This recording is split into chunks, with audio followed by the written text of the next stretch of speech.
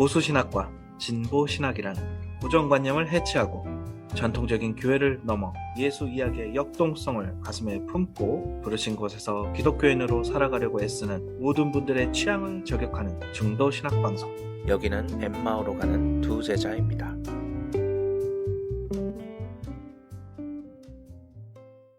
안녕하십니까. 영성과 지성의 조화를 추구하는 영지주의자 디모데입니다. 오늘은 저희 엠마오로 가는 두 제자에서 자주 뵙네요. 우리 바나바님 모시고 또 특별 세미나 좀 준비해봤습니다. 바나바님 나와주시죠. 안녕하세요. 바나바입니다. 반갑습니다. 네. 지난번에 저희 이제 논문 가지고 좀 이야기 큰 그림으로 공터 연결망과 새로운 교회론 이런 제목으로 좀 나눠봤는데 오늘은 그 좀 연장선상에서 우리 바나바님의 논문의 좀 세부적인 내용을 좀 나눠보려고 합니다. 본론으로 들어가기 전에 무려 학위 논문만 3편을 쓰신 학위 수집가 방 박사님 모시겠습니다. 반갑습니다.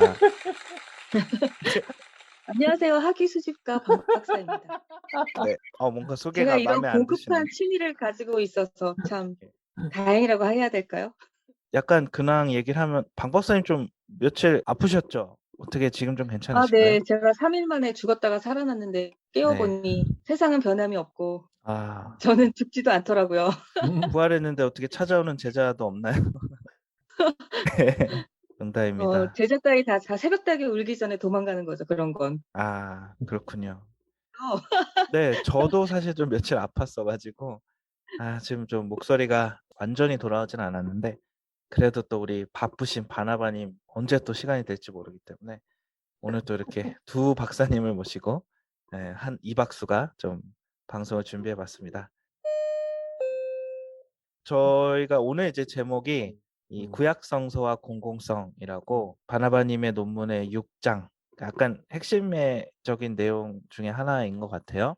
교회 공공성의 성서적 이해라는 그 내용의 이제 일부분인데 이 논문에서 이제 저희가 공터 이야기할 때 왜 공터의 공이 공공의 공이다라고 설명하셨었잖아요, 지난번에. 네. 그래서 이제 그거랑 좀 연결시켜서 그러면 우리가 이제 구약이라는 큰 성서 또는 이제 경전을 봤을 때 공공성은 어떻게 나타나는지 좀 이야기를 좀 해주시면 좋을 것 같습니다.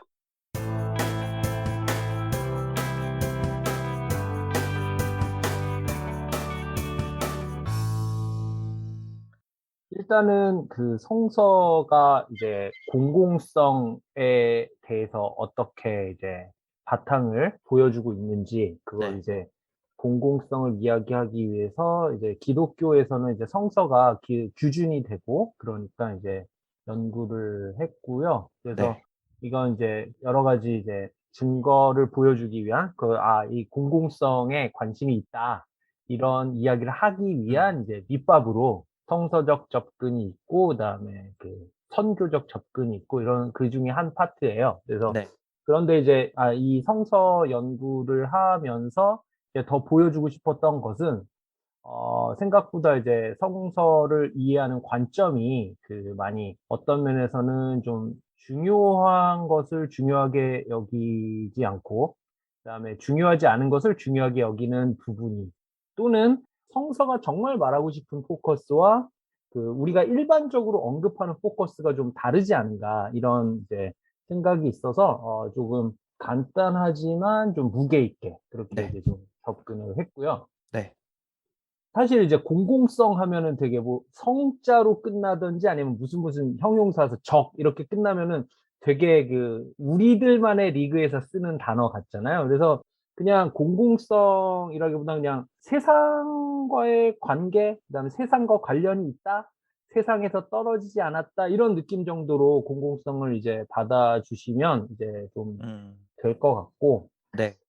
그래서 사실 교회나 이제 기독교에서 제일 많이 이제 교회에서 들어본 이야기, 주제들이 혹시 뭐예요? 교회 딱 가면은 네. 기승전 이게 뭐예요? 일단은 뭐 예수 그리스도 빠질 수 없을 것 같고 그쵸. 예. 십자가, 구원, 음. 천국 음. 그런 것들 먼저 떠오르네요.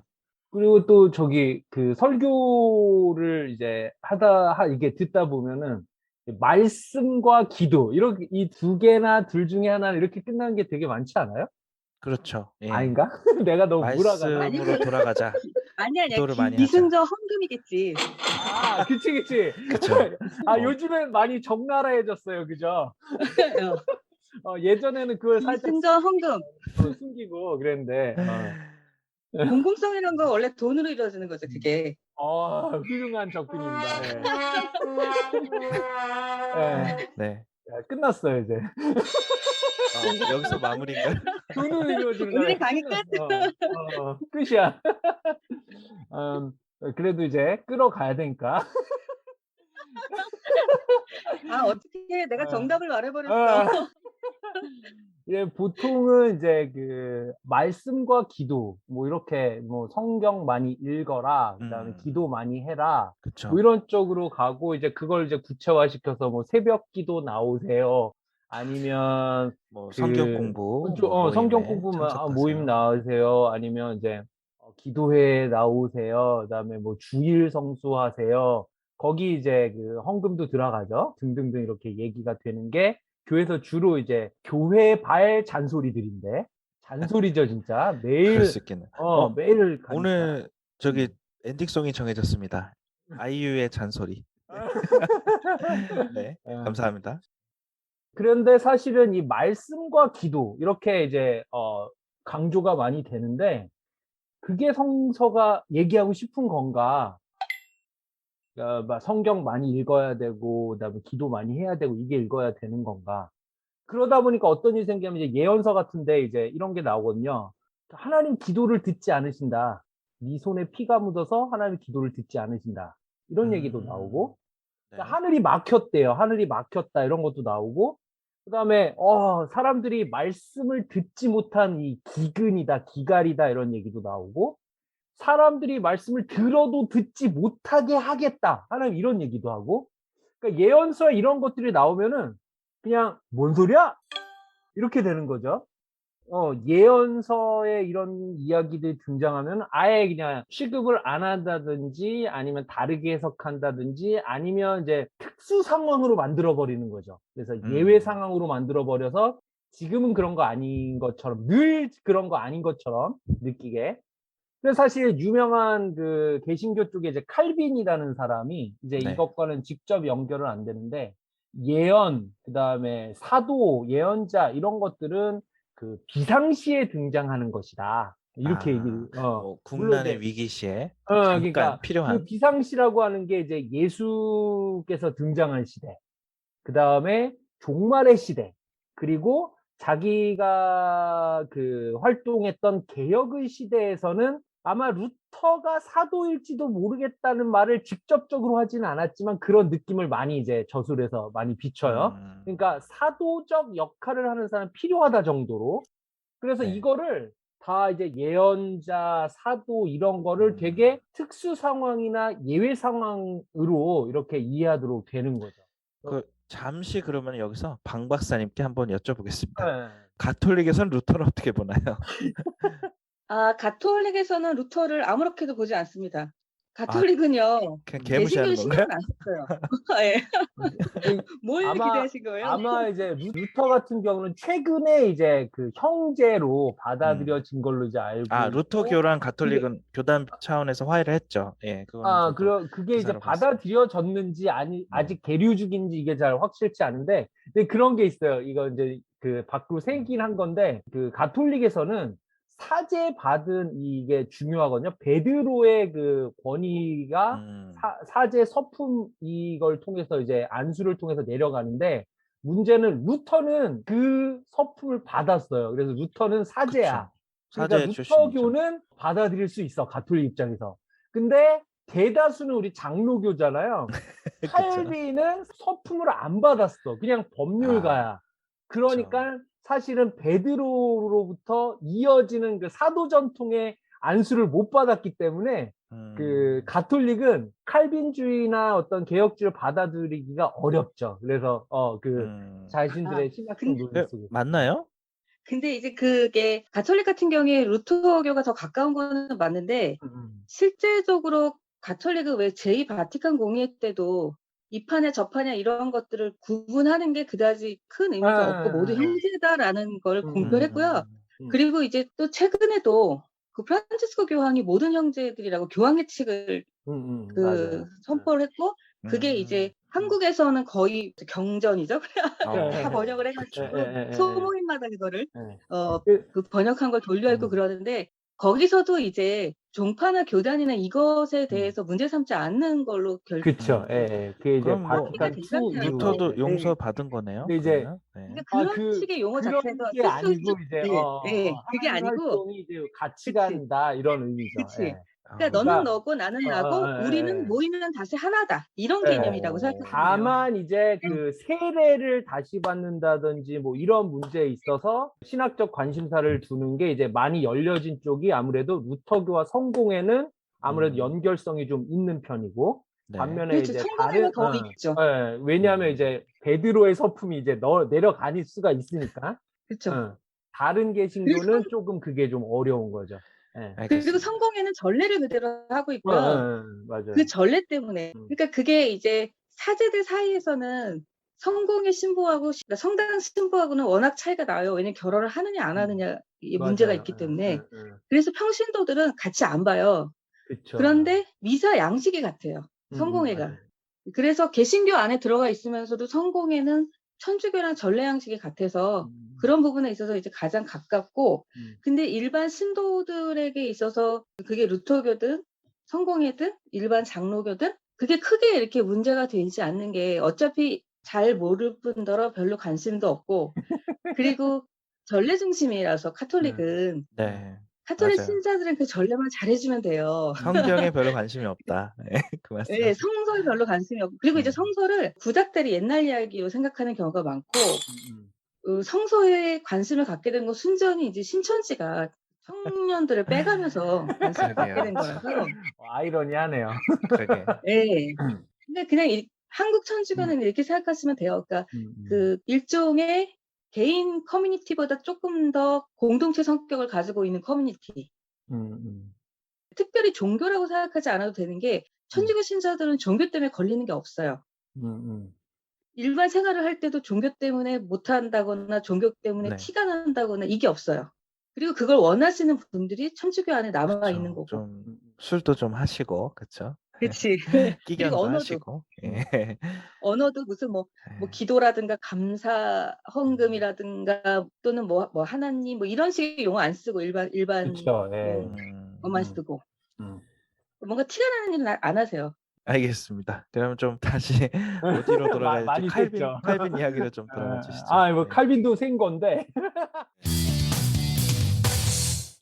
그래서 이제 요약하자면 그 말씀과 기도라고 하는 것은 사실 means of grace 그러니까 은혜의 방편 중 하나지 그게 성서 전체를 읽을 수 있는 하나의 어떤 그 키워드라든지 아니면 성서 전체를 관통하는 사상이라든지 방향성이라든지 관점이 될 수는 없다라는 거죠. 네. 그래서 사실은 이제 성서 전체를 관통하는 방향성을 여러 가지로 얘기할 수 있고 굳이 나누어서 이렇게 할 필요가 있겠느냐 싶기도 하지만 요약해서 이제 간략하게 이제 제 주장을 하기 위해서 그러니까 사실은 보통 이제 이렇게 얘기하죠. 예수님이 이제 요약하신 대로 하나님 사랑, 이웃 사랑 이렇게 이제 크게 나누는데 맞아요. 이거를 이제 다른 표현으로 구약 성서에서 특히 이제 뽑아내서 다른 표현으로 제가 해본 거죠. 그래서 하나님 사랑이라고 하는 부분을 어떻게 표현해 낼 수 있냐면은 하나님을 오해하고 있는 자리에서 하나님을 이해하고 있는 쪽으로 넘어가는 그러니까 하나님을 잘 알아가는 과정이 바로 하나님 사랑인 거죠. 그리고 또 한편으로 이웃 사랑이라고 한 것은 그 하나님이 어떤 활동을 하고 계시느냐라는 것을 잘 알아서 그 하나님의 활동과 흐름에 참여하는 것을 이웃 사랑으로 표현할 수 있겠죠. 그러니까 네. 그거를 그 어떤 구호나 아니면 단순한 이야기로 제가 어떻게 표현했냐면은 하나님을 오해하는 것에서 하나님을 이해하려고 하는 방향으로 하나님을 알아가는 방향을 제가 좀 약간 붕 떠서 느껴질지 모르지만 제국이라는 단어를 써서 제국을 향한 저항으로 이제 표현을 했고 네. 좀 약간 많이 떨어지죠. 제국을 향한 저항과 하나님을 알아가는 것. 나중에 이제 설명을 하겠습니다. 반면에 이제 그 이웃 사랑이라고 하는 요소에 있어서 약자 보호 공동체라고 하는 것을 하나님의 어떤 활동의 그림으로 이제 가지고 온 거죠. 그래서 증거를 대기 위해서 이제 성서 전체를 이제 쭉 사용을 했는데, 첫 번째로 이제 그 보통 창세기에서 가장 족장들 중에서 가장 눈에 띄는, 그래서 창세기의 핵심이 되는 족장이 보통은 누구라고 생각하세요? 아무래도 뭐 믿음의 조상 아브라함 아니겠습니까? 그죠? 예, 아브라함 많이 기억나죠. 그리고 보통 이제 여기저기서 많이 등장하는 사람이, 아무래도 이스라엘을 대표하는 야곱? 와, 그 정도면 네. 뭐 제가 이 정도는 훌륭하시죠. 하죠. 예, 모태 예, 신앙인데. 예, 예. 에이, 뭐. 근데 보통 이제 요셉 많이 이야기되지 않아요? 요셉. 그래서 요셉은 좀 음. 이미지 안 좋지 않나요? 좀 이렇게 잘난 그래요? 척하다가 팔려가서. 오, 요셉이 권력자인데 그리고 분량으로 요새 봐도, 권력자 무시하는 건데. 예, 분량으로 봐도 이제 그 성서에서 요셉 스토리 비중이 상당히 높지 않아요? 그 뒷부분에 그랬던 것 같아요. 많이 등장하고, 그다음에 네. 어릴 때부터 기억으로도 많이 남아 있고. 네, 맞아요. 근데 아무래도 이제 이 창세기의 핵심은 이스라엘이죠. 왜냐하면은 창세기라고 하는 게 창조를 서술했다기보다는 이스라엘 백성의 정체성을 찾아서 기술한 거거든요. 그러니까 사실은 이스라엘이라고 하는 걸 중심으로 해서 그 이스라엘 앞뒤 이야기. 그래서 사실 아브라함은 이스라엘의 어떤 면에서 출발점이고, 요셉이라고 하는 것은 이스라엘의 이제 연결점이고, 핵심을 이스라엘로 그 야곱으로 두는 것이 보다 더 낮게 성서를 보는 방식이 아닐까. 이거는 뭐 각자 하겠지만, 그랬을 때 이제 저는 오히려 그 성서를 읽기 위한 그 창세기에서 키를 뭐 어떤 구절을 보았냐면은, 야곱이 에서와 갈라지기 전에 어머니 리브가에게 그 예언과 같은 어떤 말씀이 있었는데, 그 이야기 수수께끼가 있었는데, 그게 뭐냐면은 큰 자가 작은 자를 섬기리라. 기억나시는 분인데, 네네. 그런 이제 꿈인지 하여튼 그게 이제 수수께끼거든요. 저는 이제 이게 성서 전체의 수수께끼고 열쇠다, 이렇게 이제 주장을 하고 있는 건데, 큰 그렇게까지? 자가 작은 자를 섬기리라. 그럼 음. 제가 그 증거를 댈게요. 이게 근데 바나바님, 제가 이제 잠깐 말씀드려서 죄송한데, 신약에도 왜 예수님께서도 먼저 된 자 나중된다 이런 말하고 연결되지 않을까요? 뭐 맥락은 다양하지만 그거를 크게 연결하면 연결할 수도 있죠. 예, 네. 그것도 연결할 수 있고, 사실은 그 결정판이 탕자의 비유이기도 하고. 네, 탕자비에도 어, 둘째 근데 아들이 그게- 먼저 되죠. 예, 근데 하나님이 얼마나 구약성서에서 얼마나 이상한 분이냐면은 예. 사자 막내 편애를 장난 아니게 펼치시는 분으로 등장을 해요. 음. 둘째 아들 또는 막내 아들, 예를 들어서 이스마엘과 이삭 중에서 이삭, 여기는 아예 배가 다르다고 쳐요. 네. 그다음에 그 앞에 가인과 아벨 중에서 아벨. 아벨이죠. 이유가 없어요. 이유가 없어. 그냥 둘째야. 이유가 없다고요? 둘째야. 그다음에 저기 이스마엘과 이삭, 그냥 어린애야. 그다음에 저기 야곱과 에서, 에서와 야곱. 에서는 첫째니까 버리고, 그리고 야곱. 그다음에 야곱도 나중에, 그다음에 야곱으로 이어지는 요셉 11번째. 당시 막내죠. 그리고 뭐 다윗 왕도 있잖아요. 네. 그건 이제 더 뒤로 가고, 네. 그다음에 요셉의 아들 중에서도 그 누가 에브라임과 므낫세. 므낫세. 그렇지. 므낫세가 므낫세가- 첫째인데 에브라임에게 오른손을 이렇게 거꾸로 해서 하죠. 그러네요. 에브라임. 여기도 둘째가 클 거고. 그 다음에 쭉 가면 이제 다윗도 막내. 그죠? 이거 완전 야외 이상한. 큰일이네요. 이게 이 정도면 병인데요. 그죠? 병이죠. 예. 병이 그러니까 이게 있는 만약에 이게 역사적인 사실이나 뭐 이렇게 읽을 거면 완전 이건 병이고, 저 정신병이 심각한 이제 그런 건데, 그게 아니라 이제 이거를 하나의 스토리, 그러니까 뭔가를 이야기하고 싶어 하는 거고, 그걸 스토리로 읽는다면은 그러면 그 수수께끼의 중심이 다시 돌아가서 큰 자가 작은 자를 섬기리라라고 하는 것에서 다시 돌아가면 그 큰 자, 작은 자라고 하는 것이 야곱에서만은 아니었다는 거죠. 오히려 음. 그 수수께끼 안에 하나님의 마음이 담겨 있었던 것이고 그 마음을 굉장히 오랜 세월의 고난을 통해서 알아간 야곱이 그 수수께끼를 전달하기 위해서 요셉이 기분 나쁘고 후대가 대단히 부담스러운 안수를 하는 거죠. 에브라임과 므낫세를 엇갈려서 안수해서 첫째를 둘째 되게 하고 둘째를 첫째 되게 하면서 사람들에게 궁금증을 계속 전달시키는 거예요. 음. 그리고 나서 갑자기 예수가 등장하시더니, 물론 이제 그 예수는 이 맥락의 그 안에서 어떤 비유를 펼치시냐면은 탕자의 비유를 펼치시면서 네. 둘째를 향한 사랑을 얘기한다고. 이게 그리고 그렇게 연결이 되네요. 다윗의 이름이 사랑받은 자이잖아요.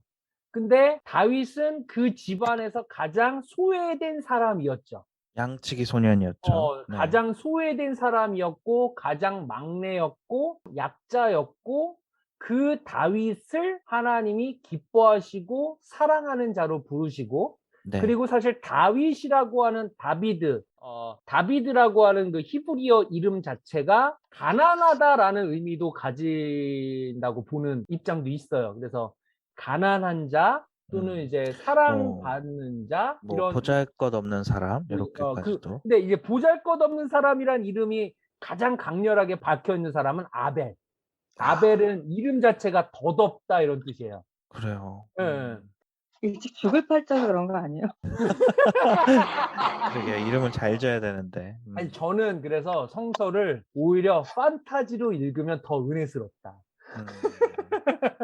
그러니까 물론 뭐 그게 거부감이 드는 분들도 계시겠지만 성서의 이름이랑 스토리 전개나 이런 게 어떤 메시지 전달의 의도를 가지고 그런 스토리가 구성된 게 굉장히 많은데 그 중에 굉장히 강력하게 나타나는 게 하나님의 차자 또는 막내 편의 사상이다. 그게 뭐냐, 뭘 보여주느냐? 탕자의 비유에서 예수님이 명백하게 보여줬듯이 하나님은 약자, 소외된 사람을 향한 마음이 간절하시다. 그래서 그것의 수수께끼가 큰 자가 작은 자를 섬기리라 해서 응축되지 않았을까라는 이제 도전을 하는 거예요. 여러분은 지금 디모데와 함께 팟캐스트 엠마오로 가는 두 제자를 듣고 계십니다. 자, 그리고 나서 보면 보통 다윗에게 있어서 가장 그 인생의 큰 죄라고 하면 두 가지죠. 뭐뭐 있어요? 일단 바세바와의 간음이 떠오릅니다. 저는. 그렇죠. 예, 네. 그거 하나. 그다음에 그다음에 인구조사도 잘 그렇죠, 못하셨잖아요. 네. 예, 그거 두 개 말고는 다윗을 향한 그 물론 이제 뒤에 그 언약궤도 사실 실수한 거긴 하죠. 예, 우사. 그다음에 죽은 뭐 압살롬 관련된 어떤 네, 문제, 반란도 있었고. 이런 문제가 있지만 크게 하나님이 직접 개입해서 다루신 건 두 가지죠. 그래서 인구조사 문제하고 그다음에 바세바, 우리아 사건. 네. 근데 이 인구조사가 뭐냐라고 했을 때 이게 하나님을 오해한 사건이라는 거죠. 인구조사는 하나님을 오해한 사건이죠. 그래서 무슨 하나님을 오해했느냐? 인구조사라는 게 왕이 있는 다른 나라들의 질서와 같은 방식으로 생각한 거예요. 그러니까 제국의 질서를 가지고 하나님의 활동을 구상한 것이 하나님에 대한 결정적인 오해이고 이 하나님에 대한 오해를 성서 전체는 뭐라고 풀어내느냐? 우상숭배라고 풀어낸단 말이죠. 네. 우상숭배가 어떤 그 하나님의 뭐 신상을 뭐 섬기고 뭐 다른 신을 섬기고 이게 송아지를 아니라 만들고 이게 아니라 네. 하나님이 이 땅에서 펼치시려고 하는 방향과 반대되는 방향에 그걸로 대표되는 게 제국으로 등장하기도 하고 만몬도 사실 비슷하죠. 예, 이미지가. 네. 거인으로 등장하기도 하고 그 다음에 도시로 등장하기도 하죠. 도시는 바벨탑이라고 하지만 이제 성과 대라고 하는 게 이제 도시를 의미하거든요. 네. 그러니까 지구랏 아시죠? 그 반지의 제왕 2편 보면은 네. 그 말 타고 계속 올라가서 맨 꼭대기에 이제 그 왕궁이 있고 나머지 다 이게 사람들 사는데 도시가 다 있잖아요. 그런 구조로 돼 있는데 그게 하나의 도시거든요. 네. 그걸 성경에서 성과 대 이렇게 얘기하는데 그게 하나의 도시예요. 그래서 바벨 탑이라기보다는 바벨 시가 더 바벨 시티네요. 그러면 바벨 영어 시티가 말로는. 더 직접적인 표현이죠. 그래서 성서에서 다양하게 표현되는 게 도시로 표현되기도 하고 거인으로 표시되기도 하고 네. 영웅으로 표시되기도 하고 제국으로 표시되기도 하는 이것이 세상의 질서인 거죠. 세상의 질서는 뭐냐면은 큰 자가 작은 자를 지배한다. 이거거든요. 그러니까 힘센 자가 약한 네. 자를 지배한다. 그런 거죠. 그러면은 그 누가 지배할 수 있겠는가라고 다윗이 생각했을 때 인구가 많으면 군사가 많으면 그쵸. 뭐 병거가 이런 많으면 관점으로 내가 힘이 있고 뭐가 있기 때문에 내가 지배하고 내가 힘을 가지고 뭔가를 할 수 있다라고 하는 세계관 전체가 제국인 거예요. 그래서 하나님의 방향에 반대되는 이 질서를 세계관으로 채택하려고 하는 것이 하나님에 대한 가장 큰 오해인 거죠. 다시 말하면 하나님은 제국의 신이 아니라 하나님은 오히려 가장 약한 자 중에 약한 자이신 거죠. 그것에 대한 의를 구약성서에서는 우상숭배로 표현을 하지 않았는가라는 것이고, 그리고 그 두 번째 우리아와 이제 밧세바 그 사건은 약자 보호 실패인 거죠. 이게 동전의 양면이에요. 제국의 세계관을 다시 말하면 힘센 자가 지배한다라는 세계관을 가지고 있으면 필연적으로 등장하는 게 내가 필요하고 내가 있어야 할 것, 내가 요구하는 것을 위해서 누군가의 것을 뺏을 수 있는 정당성이 획득되는 거거든요. 그렇죠. 왕이니까 할 수 있다. 그런데 그러다 보니까 엇갈리니까 이제 무리수를 두게 되는 거고 그게 이제 밧세바 사건이 되는 거죠. 그래서 사실 이게 이제 약자 보호에 대한 실패의 부분. 그래서 저는 이 다윗을 통해서도 가장 크게 다뤘던 주제가 뭐냐? 하나님을 오해한 부분과 약자 보호 실패 이 두 가지다라고 이해를 하는 거고 그 성서 몇 면을 이렇게 이렇게 구약 성서 전체가 두 가지로 이제 압축을 하자면 하나는 하나님이 구상하고 있는 질서와 반대된 제국의 질서에 대한 저항. 그 다음에 또 한편으로는 사회적 약자와 나그네를 보호할 수 있는 약자 보호 공동체를 이루어가는 과정. 그렇게 보면 이제 예언서가 읽히기 시작하는 거죠. 그럼 예언서가 말씀과 기도 이게 아니라 예언자들이 나와서 계속 하는 얘기가 너희들 망해, 너희들 망할 거야, 너희들 이거거든요. 그걸 이제 신학자들은 심판 선고 이렇게 얘기를 하는데 이 심판 선고가 뭐냐면은 너희가 기도 안에서 망해. 이렇게 하는 선지자 없어요. 너가 성경을 안 읽어서 망해. 이렇게 하는 선지자 없어요. 뭐라고 얘기하냐면 너희가 하나님을 몰라서 망한다. 하나님을 오해해서 망한다. 하나님 우상을 숭배해서 망한다. 또는 너희가 약자 보호 공동체 그 토라의 정신 10계명의 정신 속에 숨겨져 있는 약자 보호가 실패된 공동체이기에 너희는 망하는 귀결로 갈 수밖에 없다. 이 두 가지가 예언서의 중심 주제인 거거든요. 그리고 나서 예언자들은 누구냐? 기도를 듣지 않는 하나님, 하늘이 막힌 이 답답함, 말씀을 듣지 못한 기갈, 들어도 듣지 못하게 할 수밖에 없는 그 하나님의 그 답답함, 역겨움, 이거를 예언자들은 몸으로 짊어진 사람들이 예언자인 거죠. 그래서 심판 선고는 그들이 세상을 보는 시야에서는 마땅히 글로 갈 수밖에 없는 귀결인 거예요. 그 귀결의 이유는 하나님에 대한 오해, 약자 보호 실패. 그리고 나서 선포하는 미래의 소망은 이 새로운 하나님의 질서로 세상을 보는 시야가 열려졌을 때 열리는 새로운 차원의 세계가 되는 거죠.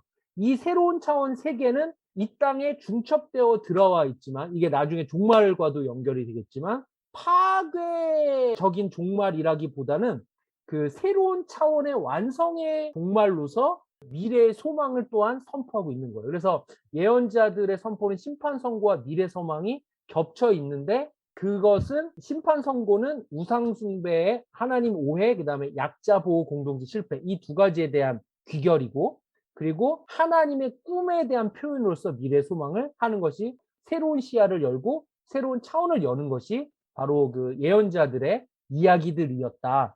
네. 그 예언자들 이야기는 새로운 질서였던 거죠. 음. 그런데 이거를 보통 그 이후에 어떻게들 오해를 해왔냐면은 이스라엘의 일부는 시온주의, 승리주의, 민족주의 이것과 연결이 돼가지고 예언자의 그 미래적인 소망의 승리들, 하나님의 완성들을 우리 민족이 다 지배한다. 그렇게 다 그 연결을 한 거죠. 그러니까 이거는 완전히 제국의 환상이 안에 해석 안에 들어가 있는 거죠.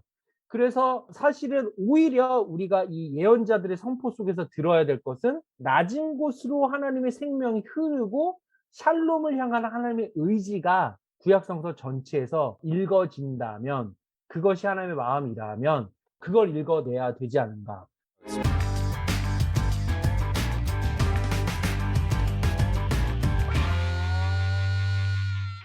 이제 정리를 하면 예.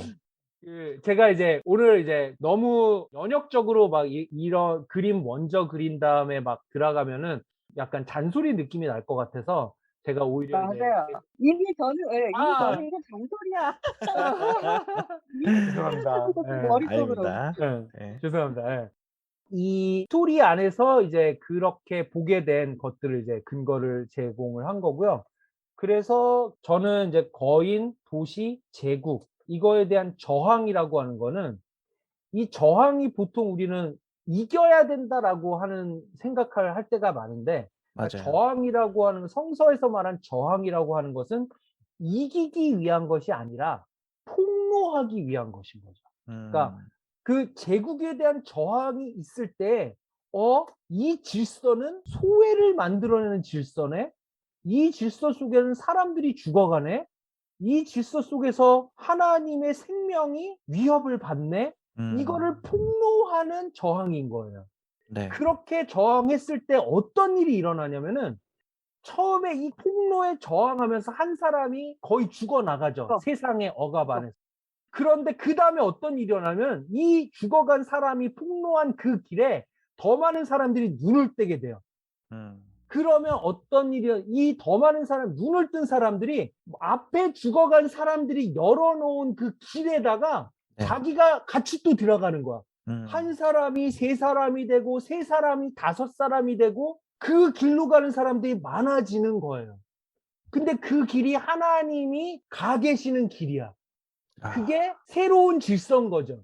그 제국의 질서가 아니라 힘센 자, 강한 자가 세상을 지배한다는 질서가 아니라 큰 자는 작은 자를 섬기리라. 약한 자, 가난한 자가 내가 사랑하는 자야. 라고 하는 하나님의 마음이 심겨진 그 활동이 그 사람이 폭로된 그 길을 계속 열어가고 조명되고 길이 밝혀져 가면서 더 많은 사람이 그 길로 가게 되는 그 길을 만들어내는 게 제국에 대한 저항인 거죠. 혹시 그게 약간 제자도하고도 연결된다고 볼 수 있을까요? 그럼요. 그게 이제 신약성서의 이야기가 저는 이제 이 제자도를 여기에 연결을 한 거예요. 예. 그래서 이제 오늘은 구약만 하니까 네, 거기 다음 시간에 신약성서 녹화도. 이야기는 네. 그리고 그거에 대한 그 마치 그 미러링이 뭐냐면 사회적 약자와 나그네와 연대하는 공동체인 거죠. 그들과 함께 가는 공동체. 왜냐하면 하나님이 이미 거기 가 계시니까. 네. 사회가 소외나 이런 걸 바라보지 못하는 위치에 찾아 들어가는 것이 바로 구약성서의 율법들, 법률들, 이것이 그 사람들에게 눈을 뜨게 하는, 시야를 바꾸게 하는 인 거죠. 그래서 저항이 폭로하는 빈 공간, 깨어진 공간, 그게 이제 제가 공터라고 쓰고 싶었던 거고, 거기로 교회됨이 책임성 있게 들어가서 하나님 여전히 살아계신다는 것을 하나님 살아계신다라는 선포로서 알리는 것이 아니라 그 자신들의 몸을 들이미는 그 활동 가운데 하나님의 임재를 말한다라는 거죠. 그래서 저는 구약성서야말로 이 세상 한복판 속의 교회됨을 그대로 그냥 노출시키는, 세상이 없으면 교회도 있을 이유가 없는 거예요. 이 세상의 질서 안에서 쳐들어온 새로운 질서, 이것을 구약 성서가 하나의 그림을 세 판을 성서의 여러 가지 이제 족장 히스토리에서 이스라엘 역사를 통한 히스토리에서 정말 말하고 싶었던 것이 무엇일까 했을 때 그 하나님의 마음을 구약 성서가 말하고 있고 그것을 건져낸다면 나머지는 상당히 예스럽잖아요. 그거를 둘러싼 문화나 아니면 양식이나 이런 건 대단히 가부장적이고 대단히 그쵸. 예스러워요. 고대적이죠. 근데 우리가 읽어내야 되는 구약은 아마도 그 구약 성서가 말하고 있는 어떤 이렇다 저렇다가 아니라 구약 성서에서 면면이 흐르는 하나님의 마음과 활동과 어디로 움직이시는가 이걸 찾아내는 게 구약 성서 읽기의 방향이 아닐까 이런 거죠. 그래서 기도와 말씀 이런 게 아니라 오히려 우리에게 강조해야 될 것은 네. 우리의 방향성은 그리스도인의 교회됨의 방향성은 제국 질서에 대한 저항의 삶, 동시에 가난한 자 나그네와 연대하는 삶, 이 두 가지가 어우러진 모습이 아닐까라는 것이 이제 제가 제시하고 싶었던 이야기입니다. 그래서 이루어지는 그런 샬롬의 평화가 그렇죠. 구약의 예. 핵심이다. 그래서 이 샬롬이라고 하는 것도 그 하나의 어떤 평화라는 정적인 상태가 아니라 끊임없이 우리나라에서 태극이 얘기하는 이제 음과 양의 끊임없는 이 무브먼트. 그래서 이 평균을 향해서 골짜기는 메워지고 높은 산은 깎여지는 이 평균의 무브먼트가 끊임없이 흘러가는 이 역동성, 이 과정 안에서, 이 역사 안에서 이뤄가는 것이 샬롬의 엄청난 하나님의 에너지가 쓰여지는 운동이 바로 샬롬이고 그 방향이 오히려 하나님의 완성의 방향이고 그게 사실은 종말이로 바라야 되지 않는가 이렇게 이제 이해하는 거죠. 잘 들었습니다. 뭐 이쯤에서 우리 방 박사님께 질문을 좀 드려야 될 것 같은데 오늘 바나바님의 특별 세미나 들으시면서 혹시 궁금하신 점이나 뭐 코멘트하고 싶으신 부분이 있다면? 일단 이제 바나바님의 성경 해석에 대해서는 너무 옳은 소리여서 가타부타 아니 약들을 위해서 공동체를 형성하며 그쵸. 우상숭배하지 말라는데 거기다 대고 아니야 나는 약들 따위 밟아버릴래 누가 그러겠어요. 일단 바나바님의 논리와 바나바님이 세운 그 이론은 저는 이제 바나바님이 굉장히 선량하셔서 이렇게 나온 것 같고 그리고 이제 본인의 지향점인 거죠. 성서는 그렇죠. 이래야 된다라는 당위성에서 나온 거라서 그 관심 분야는 저하고 조금 달라요. 저는 이제 구체적이고 현실적인 문제에 관심이 많아요. 당장 내가 불이익을 보게 됐는데 그럼 나는 살짝 거짓말을 하고라도 이겨야 돼? 야곱처럼? 아니면 에사우처럼 뺏겨야 돼? 이런 데 관심이 많은 사람이다 보니까 네. 제가 약간 성서를 보는 관점은 다른데 그렇지만 바나바님 같은 경우에는 정식 목사님이시잖아요. 됐나요? 안수 받으셨나요? 예. 그러니까 이제 선한 의지를 가지고 선한 공동체에 대한 희망을 계속 주는 거는 그게 이제 바로 예언자적 전통이고 예언자의 사명이니까 그런 예언자적 소명으로서 저는 이 논문이 이루어졌다는 생각이 들어요. 네. 괜찮죠? 그런 것도 있고 사실은 그런 게 있어요. 왜냐하면은 사실은 박사님 얘기하신 것이 더 사실은 일상화, 신앙의 일상화, 그다음에 그게 더 필요하고 한데 사실은 이 논문 자체는 구약성서 전체를 이렇게 통으로 놓고 이렇게 해야 되니까 그러니까 이제 구약성서 전체에 대한 이야기를 한 거고요. 이것에 대해서 이제 구체적인 하나하나 이제 이야기는 오히려 더 재밌는 게 더 많겠죠. 그리고 그럼 재밌는 얘기를 해줘야지. 이 사람이 진짜 엠마 청취자들의 호구야? 재미없는 거 듣고 있어야 되게? 이 사람들이 진짜 아주 나빠. 저희 또 다음에 또 기회가 되면 또 이야기 나눠주시면 될 것 같고요.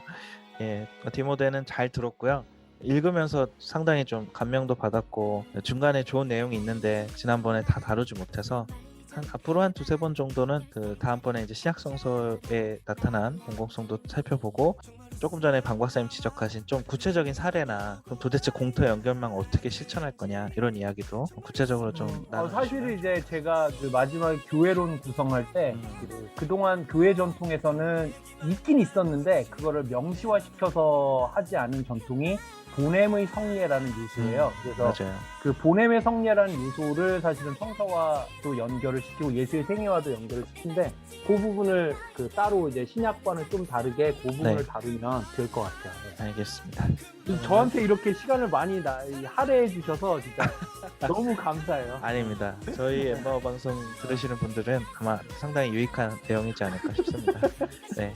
그러면은 또 더 하실 얘기 없으시면 이쯤에서 네, 오늘 특별 세미나는 마무리하도록 하겠습니다. 함께 해주신 두 분, 바나바님, 강 박사님 감사합니다. 감사합니다. 감사합니다. 밟은 제때 먹는지 여자 멀리 하